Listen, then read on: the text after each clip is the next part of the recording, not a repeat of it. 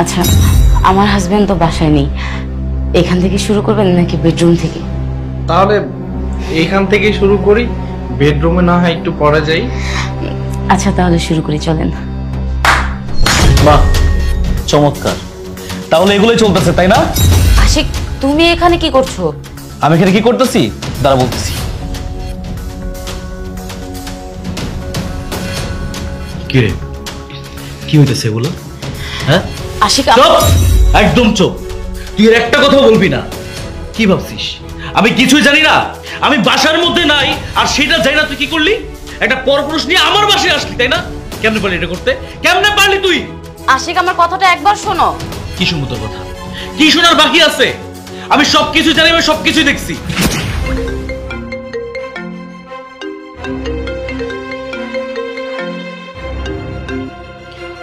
Hello, আপনি এত রাতে কেন কল করেছেন?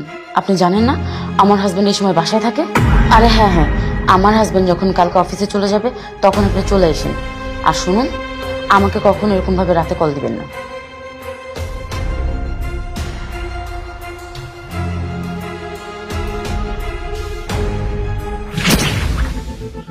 ছি, আমার লজ্জা লাগতেছে। তোর মতো একটা মায়ের সাথে আমি সংসার করতেছি। আরে তোর যদি এতই পরপুরুষের প্রতি আসক্তি থাকে তাহলে আমাকে বলতে পারতি, আমি তোকে ডিভোর্স দিয়ে দিতাম। তুই তা না করে কি করলি? আমি যখন বাসা থেকে বের হয়ে যাই, আমি যখন অফিসে যাই, তুই তখন পরপুরুষ নিয়ে বাসার ভিতরে ঢুকোস। আশিক, তুমি কথাটা তো শুনবে, তারপরে যা বলার বলো। আর কি শুনবো? কি শোনার বাকি আছে? সব তো বললামই আমি, তুই তো ধরা খেয়ে গেছিস। ভাইয়া, আপনার আল্লাহ দোহাই লাগে, ওনার কথাটা একটিবার শুনুন। ওই একদম চুপ। তোর লগে কথা কইতেছি না, তুই একদম চুপ থাকবি। বেশি কথা কইতেছস, তাই না? তুই আল্লাহর দোহাই দিতেছস, লজ্জা লাগে না? আমার বাসায় আমার বউর সাথে পরকিয়া করতেছস, লজ্জা লাগে না? কি বেড শেয়ার করতেছস আমার বউর লগে, আবার ওই মুখে আল্লাহর নাম নাস? আশিক, তুমি অনেকক্ষণ ধরে অনেক কথা বলছো। তুমি একটাবার দেখবে তো, তুমি দেখলে বুঝতে পারবে।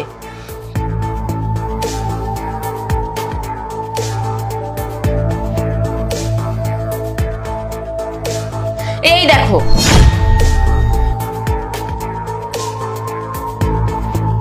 আজকে তোমার বার্থডে ছিল, তাই আমি ভেবেছি তোমাকে সারপ্রাইজ দিব। আর আমি তো একা ঘর সাজাতে পারতাম না, এই কারণে ওনাকে ডেকেছি যাতে উনি আমাকে একটু সাহায্য করে ঘর সাজাতে। তাহলে ওই সময় যে বললা যে এখান থেকে শুরু করবো নাকি বেডরুম থেকে শুরু করবো? আরে বাবা, সেটা তো আমরা বলতেছিলাম যে ঘর কোথা থেকে সাজালে সুন্দর হবে। Shit, I am sorry Romana, আমি ভুল ভেবে তোমার সাথে খারাপ ব্যবহার করে ফেলছি। আসলে আমি ভুলে গেছিলাম যে আজকে আমার জন্মদিন, আর তুমি এত কষ্ট করে আমাকে সারপ্রাইজ দেওয়ার জন্য এত অ্যারেঞ্জমেন্ট করেছো। দেখো, আমি কত অকৃতজ্ঞর মতো একটা কাজ করে ফেলেছি, প্লিজ তুমি আমাকে ক্ষমা করে দিও। আর আমি যেভাবে শুনছিলাম ওইখানে যদি অন্য কোনো পোলাও শুনতো তাহলে এই মাইন্ডটাই করতো। আমি বুঝতে পারিনি আসলে সব শোনা কথা সত্য হয় না, আমার অনেক বড় ভুল হয়ে গেছে। তুমি প্লিজ কিছু মনে করো না। আর ভাইয়া প্লিজ, আমি নিজে এখন লজ্জিত, আসলে আপনাকে কি বাজে সরিটা বলি আমি। ইটস ওকে ভাইয়া, আমিও আপনার জায়গায় থাকলে সেম কাজটাই করতাম, আমি কোনো কিছু মনে করিনি। হ্যাঁ, তুমি আমাকে নিয়ে এতটা ভাবো, আমার জন্য এত কিছু করেছো, আর আমি শিট বোকার মতো তোমার সাথে কি বিহেভ করে ফেললাম। প্লিজ রোমানা, তুমি অন্তত মনে কষ্ট নিও না। আচ্ছা, যাওয়ার তা তো হয়ে গেছে, চলো আমরা সবাই মিলে তোমার কেকটা কাটি, নাকি এখানে দাঁড়িয়ে থাকবে? না না, চলো।